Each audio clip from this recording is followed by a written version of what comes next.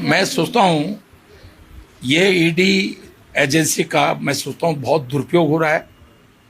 और ये केवल आप अगर देखेंगे मुझे अब इस समय पता नहीं कितने मामले हैं।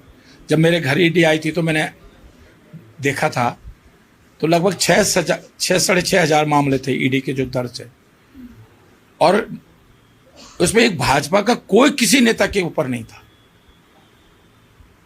हाँ, जो कांग्रेस में थे, दूसरी पार्टियों में थे और भाजपा में सम्मिलित हो गए तो उनके सारे केस समाप्त हो गए, महाराष्ट्र से लेकर असम से लेकर साउथ इंडिया तक। और ये दुर्भाग्य है कि उत्तराखंड में इतना भ्रष्टाचार हो रहा है, ईडी को नहीं दिखाई दे रहा है।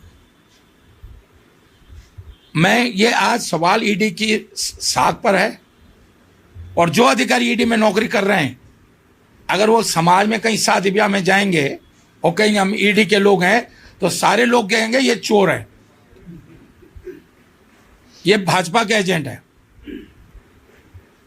इसलिए मैं आज ईडी के अधिकारियों से कह रहा हूं, जो यहां डिप्टी डायरेक्टर जो भी अब नया आया है, आपके चैनल के माध्यम से मैं ईडी के उस अधिकारी से कह रहा हूं, क्या तुमको भाजपा के लोगों के आय से अधिक संपत्ति नहीं दिखाई दे रही?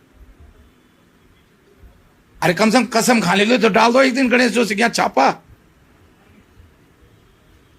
कहीं तो डाल दो।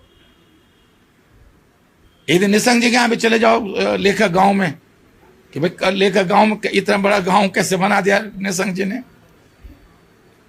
लेकिन भाजपा के लोगों की संपत्ति, भाजपा के लोगों के आय का स्रोत ईडी को नहीं दिखाई दे रहा है।